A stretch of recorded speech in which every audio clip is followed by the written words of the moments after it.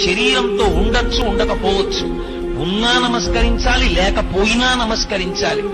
అలా చెయ్యని వాడెవరో అటువంటి కొడుకుని కన్నందుకు పితృదేవతా స్వరూపంలో ఉన్నటువంటి తండ్రి అలోమని ఏడుస్తాట.